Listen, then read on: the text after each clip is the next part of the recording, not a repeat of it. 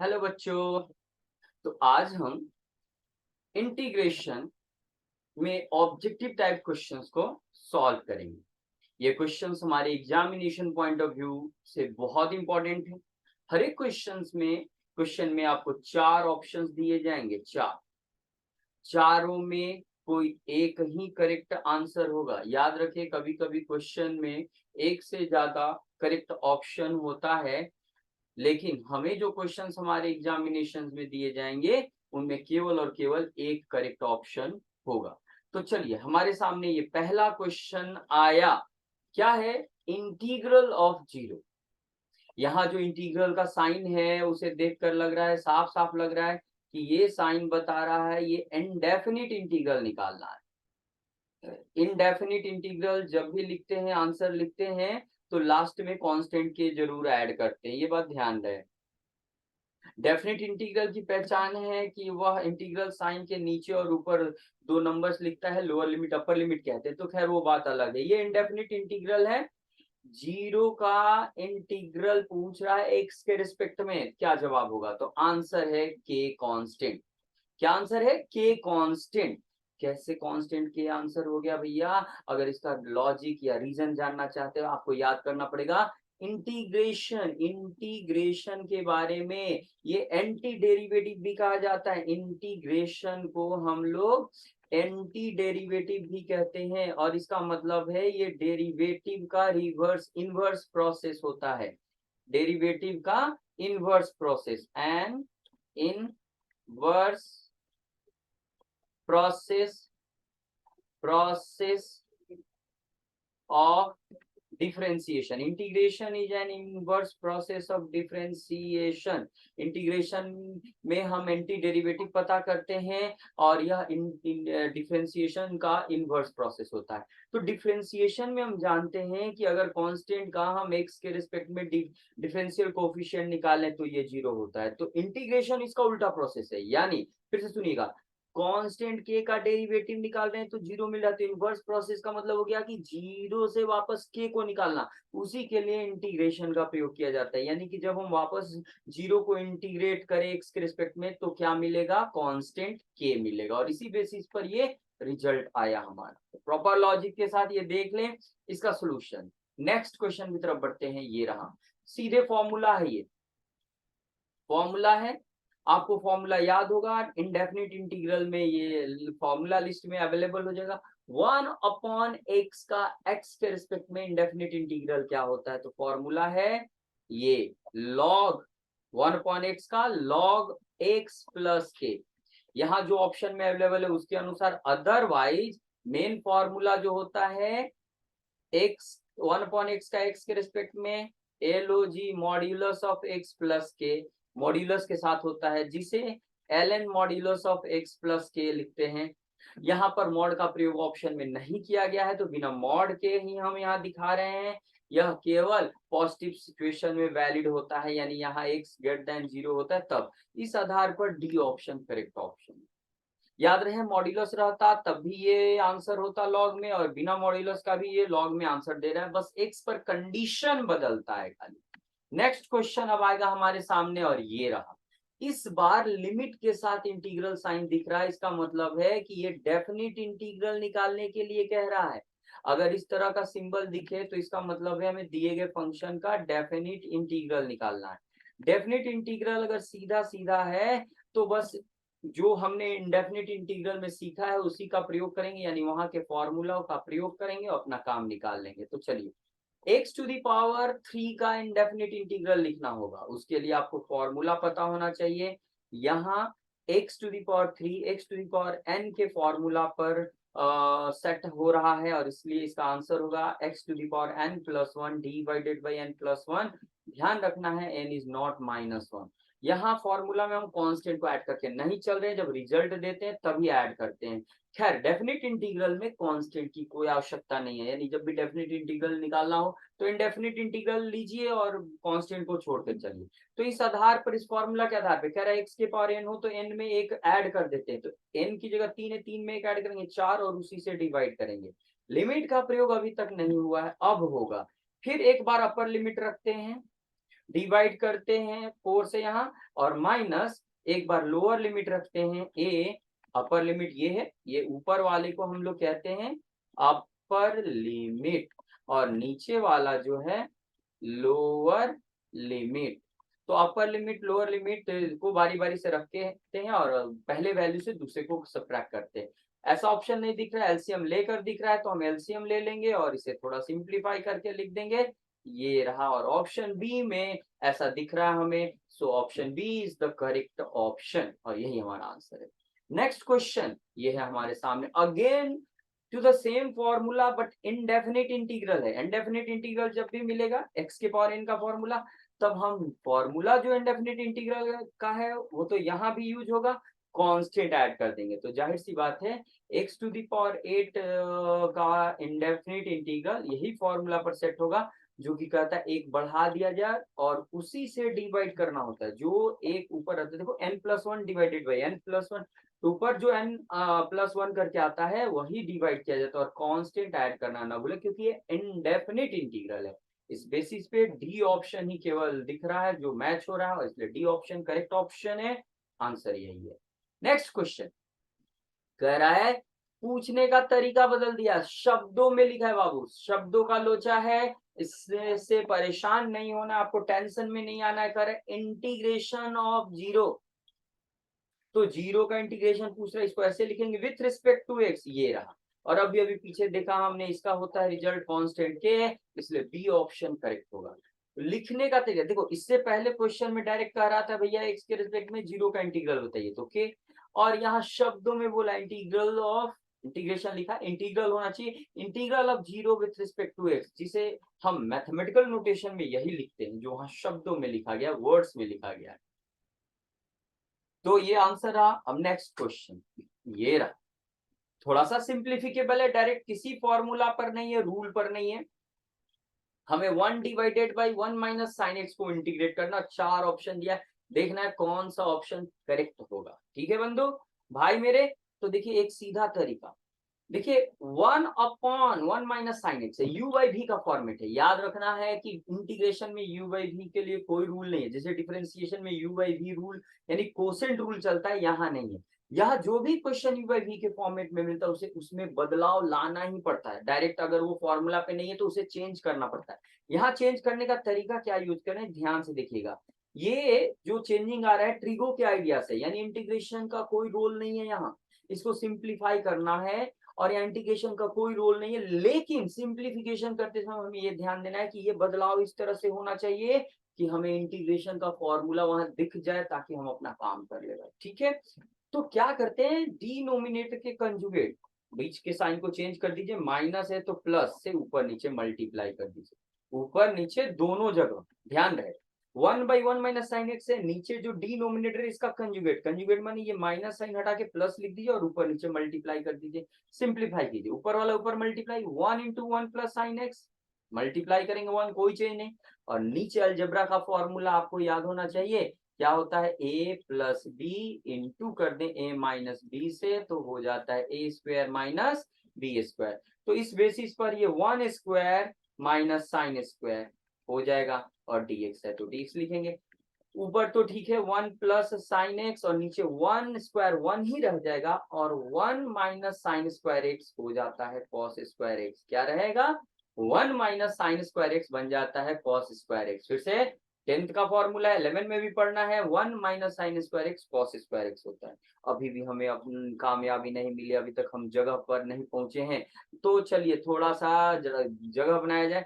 यहाँ पर क्या करेंगे ना, डिनोमिनेटर से डिवाइड कर देंगे दोनों टर्म्स में, न्यूमरेटर के में 2 टर्म है 1 और साइन एक्स, डिनोमिनेटर दोनों का हिस्सा होता है, यानी कि आपको 1 में भी कॉस स्क्वायर से डिवाइड करना पड़ेगा कॉस स्क्वायर एक्स, और साइन में भी कॉस स्क्वायर एक्स से डिवाइड करना पड़ेगा, और ये डिवीजन बड़ी काम करेगा। यहाँ क्या काम करेगा, देखिए पहले तो ये समझ लीजिए कि अगर a plus B divided by C हो, तो सी ए के नीचे भी आएगा और बी के नीचे भी आएगा, फिर एलसीएम लिख के सॉल्व कीजिएगा, इतना मिल जाएगा। तो यही तरीका, यही नियम, 1/cos स्क्वायर सेक स्क्वायर होता है, ट्रिगो का फॉर्मूला है 1/cos स्क्वायर सेक स्क्वायर होता है, सिंपली साइन ऊपर एक है और कॉस स्क्वायर, तो एक साइन के साथ एक कॉस अटैच करो, दूसरे कॉस को अलग रखो, और इससे जो चेंजिंग आएगा वो चेंजिंग आपको सीधे इंटीग्रल फॉर्मूला पर ले जाएगा। जैसे ये देखिए फर्स्ट पार्ट सम का फर्स्ट टर्म जो है सेक स्क्वायर इंटीग्रल फॉर्मूला पर है। यहाँ देखिए क्या होगा, साइन बाई कॉस टैन हो जाता है, और वन बाई कॉस क्या होता है, वन बाई कॉस सेक होता है। क्या होता है, सेक होता है, वन बाई कॉस सेक होता है। और यहाँ सेक स्क्वायर का इंटीग्रल टैन होता है, और tan x into sec X का इंटीग्रल केवल सेक एक्स होता है। के कांस्टेंट या सी कांस्टेंट ऐड करना ना भूलें। ये रहा, और मैच कीजिए तो कौन सा ऑप्शन मैच हो रहा है, ऑप्शन बी मैच हो रहा है, यही करेक्ट ऑप्शन।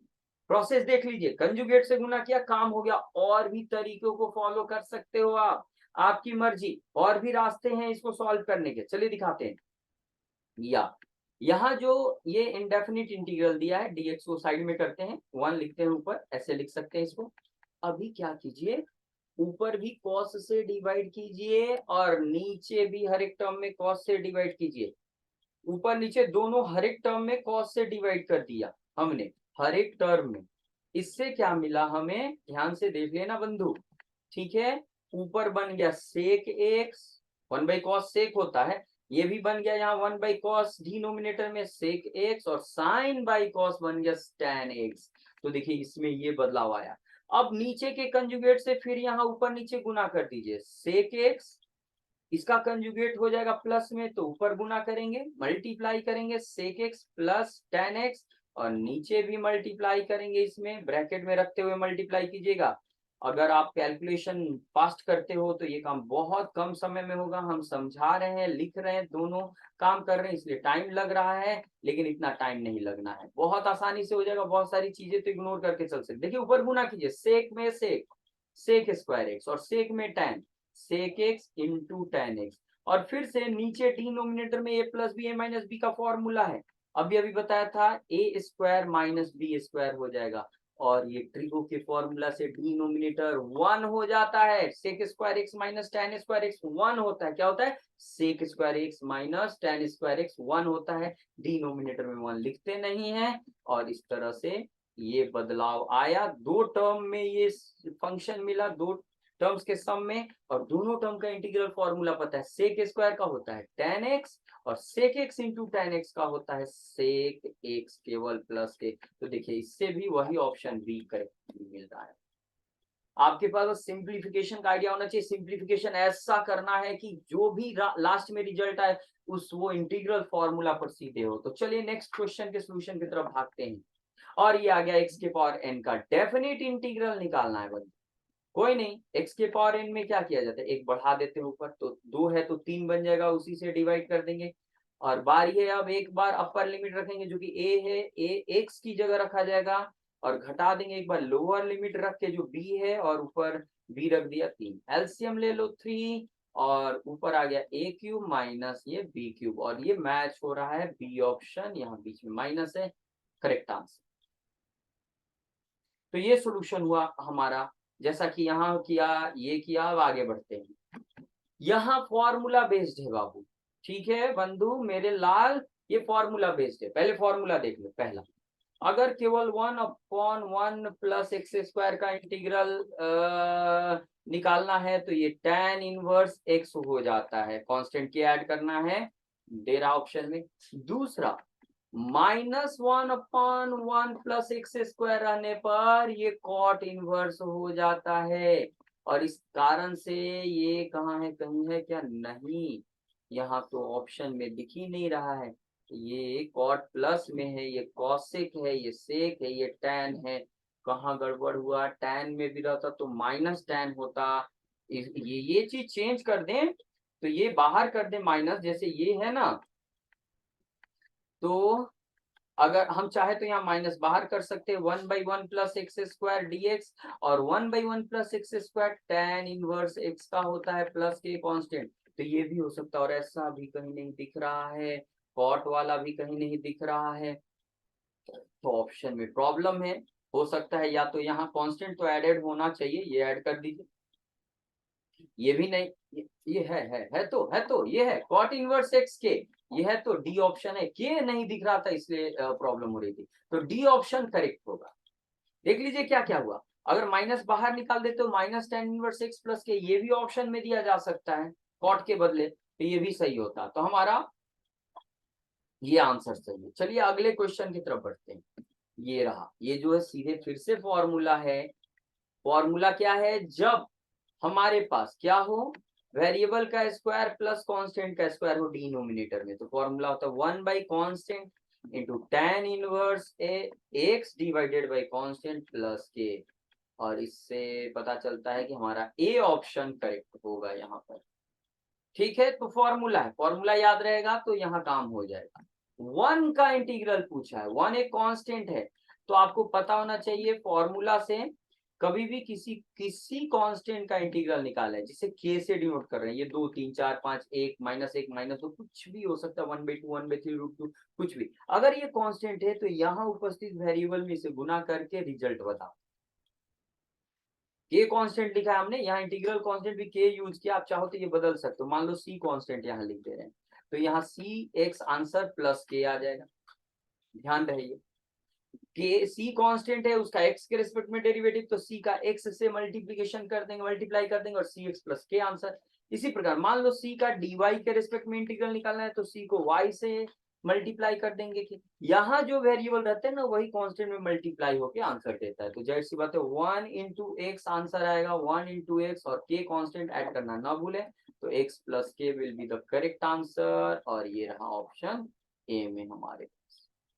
नेक्स्ट क्वेश्चन के सॉल्यूशन की तरफ आगे बढ़ते हैं। ओके, सॉल्यूशन को ध्यान से देखिए, प्यार से देखिए, कहीं दिक्कत हो कमेंट बॉक्स में कमेंट कीजिए, ध्यान रहे। और चैनल सब्सक्राइब नहीं किया तो प्लीज सब्सक्राइब करें, लाइक करें, शेयर करें।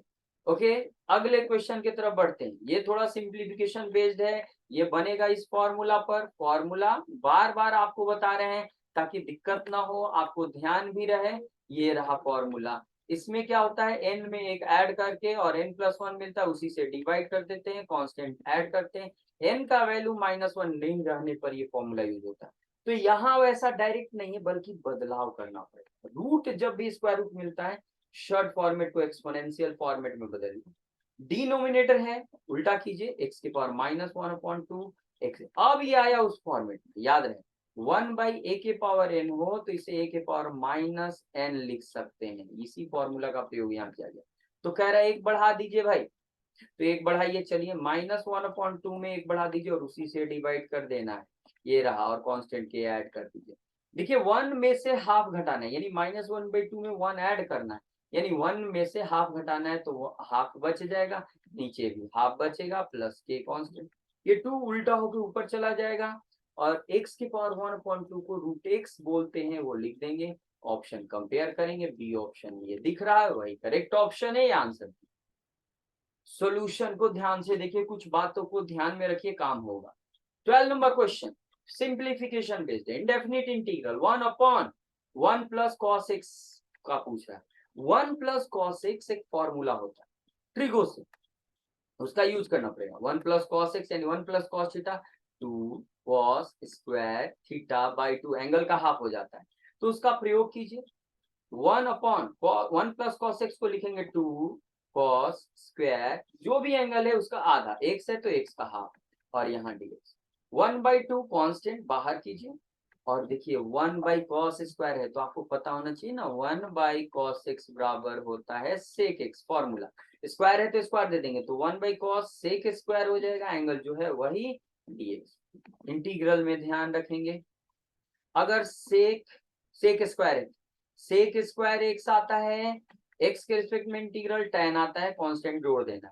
लेकिन अगर एक्स के साथ जो भी चीज मल्टीप्लाइड होता है, जैसे a मल्टीप्लाइड है एक्स के साथ, तो tan x तो इंटीग्रल होगा ही, tan ax, साथ में x के साथ जो मल्टीप्लाइड है उसे डिवाइड करना ना भूले।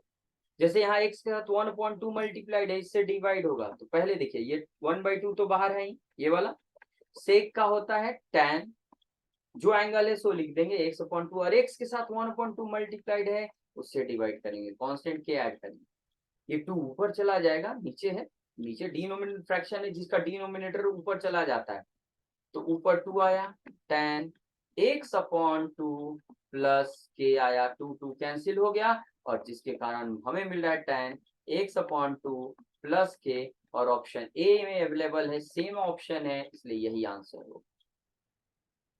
फॉर्मूला जरूरी, जो भी टेक्निक है यहाँ वो जरूरी है आपकी, तभी बात हो। ट्रिगो से फॉर्मूला है, डिफरेंशिएशन से, इंटीग्रेशन से, ट्रिक जहां से भी फॉर्मूला यूज करना पड़ेगा। चलिए ये लास्ट क्वेश्चन है हमारे, तो कह रहा है कि अगर 1/x² माइनस ए स्क्वायर दिया हुआ, 1/x², इंटीग्रल निकालना 1/x² माइनस ए स्क्वायर, फॉर्मूला है ना। क्या है फॉर्मूला? बड़ा सिंपल है, ये कांस्टेंट का दुगुना करके उल्टा कर दिया जाता है, ये पहले ध्यान रखें। उसके बाद ध्यान रहे यहाँ क्या होगा, लॉग में आंसर आता है। वेरिएबल पहले है तो वेरिएबल पहले बिना स्क्वायर का, और देखिए कांस्टेंट के साथ माइनस चिन्ह है तो माइनस ऊपर और प्लस नीचे हो जाता है x प्लस ए, और ये जिस ऑप्शन में भी अवेलेबल है वो आंसर होगा, और ये है हमारा फर्स्ट ऑप्शन, वही आंसर है। तो इस प्रकार पूरे सोल्यूशन को बड़े प्यार से, बड़े दुलार से, बड़े ध्यान से देखिए, कहीं दिक्कत हो कमेंट बॉक्स में कमेंट करें, चैनल को सब्सक्राइब करना ना भूलें, शेयर भी कीजिए, लाइक कीजिए, बेल आइकन टिन टिन क्लिक करना ना भूलें, ठीक है। तब तक के लिए thank you very very much.